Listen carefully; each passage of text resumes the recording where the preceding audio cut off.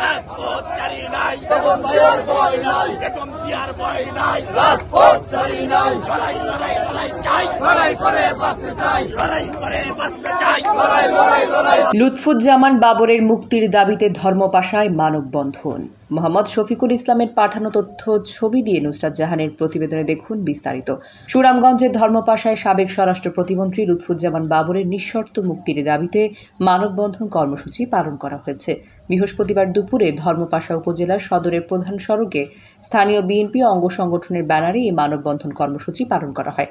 এতে উপজেলার নানা শ্রেণী পেশার মানুষ সহ বিএনপি এবং সহযোগী সংগঠনের নেতৃবৃন্দরা উপস্থিত ছিলেন।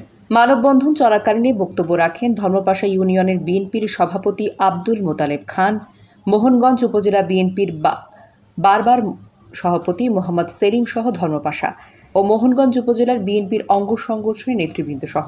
মানববন্ধনে বক্তারা বলেন, লুৎফুজ্জামান বাবর বিএনপির আমলের সফল স্বরাষ্ট্র প্রতিমন্ত্রী ছিলেন। তিনি নেত্রকোনা জেলার একজন জননন্দিত নেতা হিসেবেও কিন্তু পরিচিত। তাকে গ্রেনেড হামলা এবং 10 ট্রাক অস্ত্রসহ বিভিন্ন মিথ্যা মামলায় ফরমাইশি রায়ে দীর্ঘ 17 বছর যাবৎ কারাগারের অন্ধকারে রেখেছেন স্বৈরাচারী ফ্যাসিবাদী হাসিনা সরকার। তারা বর্তমানে অন্তর্বর্তীকালীন সরকারের কাছে অবিলম্বে লুৎফুজ্জামান বাবরের নিঃশর্তে মুক্তির দাবি জানান।